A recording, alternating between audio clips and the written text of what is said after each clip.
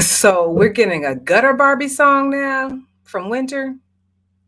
Child, let's talk about it. Hello, everyone. This is Cynthia, aka C-Flow, and welcome to my channel.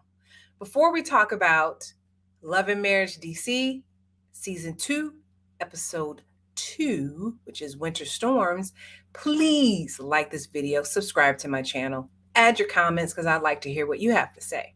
Well, let's get to it. So, this episode starts off where it left off last week with Big Jamie and Little Jamie about to go to blows, which is so freaking stupid to me. And frankly, I blame Big Jamie, but that's just me. Irena, the producers, all working on breaking them apart because they look like they're about to blow to blows. What you gonna do? What you gonna do? Blah, blah, blah. Just nonsense, in my opinion. So, the producers break them up. Irena and Quick calms down little Jamie, although little Jamie didn't appreciate Quick coming to talk to him about the whole situation. But Big Jamie's still jaw jacking, right? He's still spoiled, entitled, all this other stuff. When I'm like, but you're part of the big problem. Like, first of all, you need to let it go. You need to let it go. If he chose to not talk to you guys after he didn't get the job, I agree. That's childish. Let him be the child that he is, and don't be yelling at him about it or approaching him about it. Also, Big Jamie claims that Irena coddles him, and basically that's why he is the way he is. But Big Jamie's not taking into account that he does the same freaking thing. Like, you helped him get the job, right? You found the job and said, hey, here it is. Go ahead. All you got to do is interview and then pass all these, drug tests and stuff. You even let us know that you bought a car for his son and grandparents. I think you said you and his grandparents and y'all paying for the insurance on the car.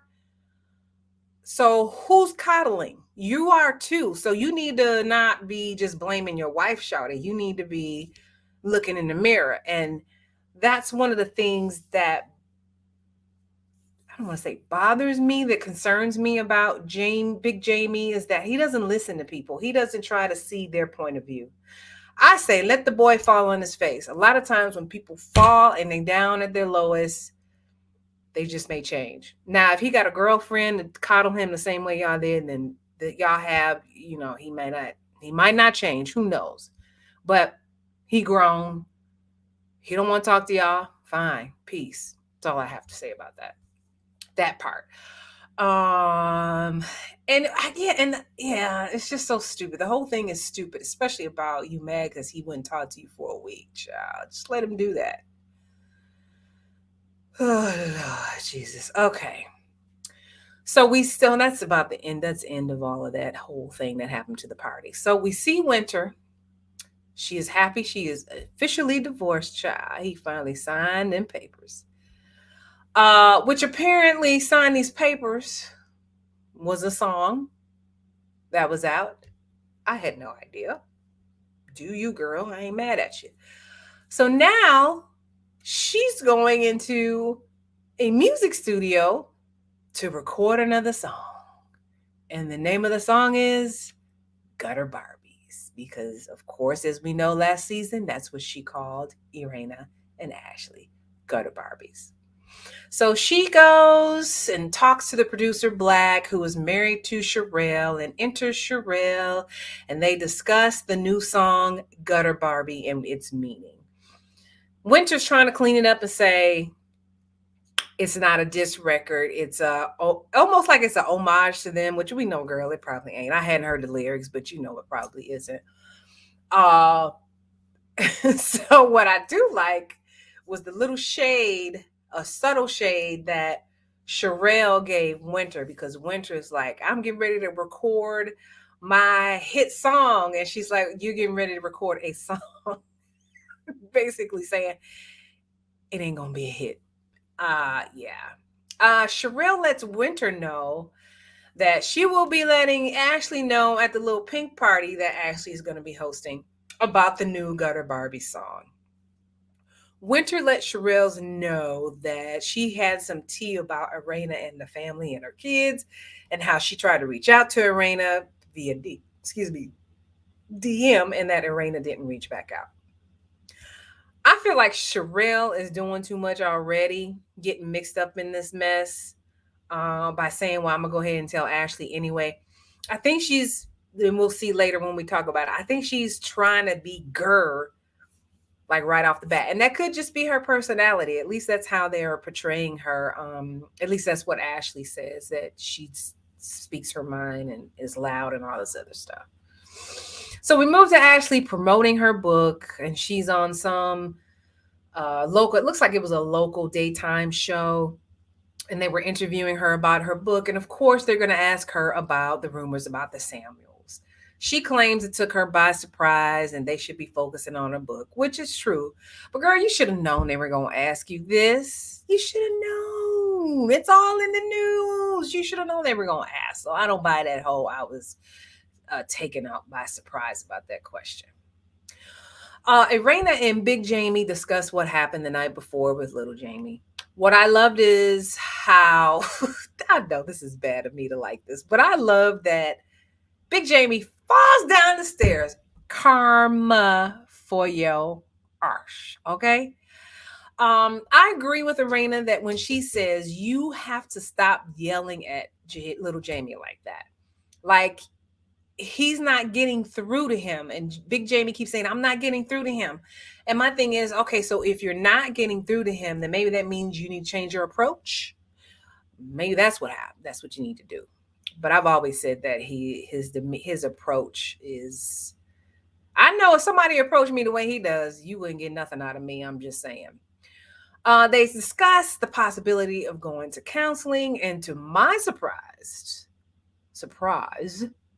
Big Jamie is surprisingly open to that. I was like, okay, so maybe he's going to be open to it. But then I start having these visions of them being in the counseling session, and when the counselor calls him on his ish, then he's going to get all upset and walk out. That's what my imagination says.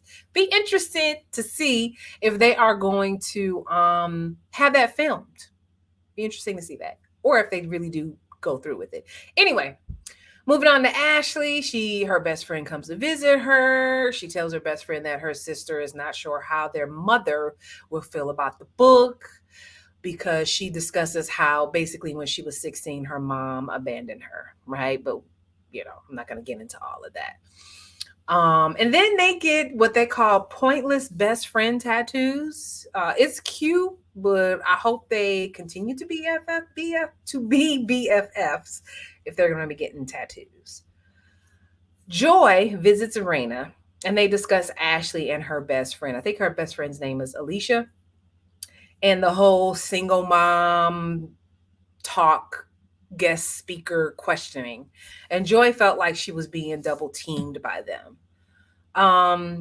Irena thinks that Joy should address the whole thing with Ashley and Alicia, especially since Clifton was not happy about it. Clifton peeped out that Ashley was rolling her eyes and just being very dismissive about this opportunity that Joy has, which she was. I didn't see the eye rolling, but she was. So it's just some hateration. That's all.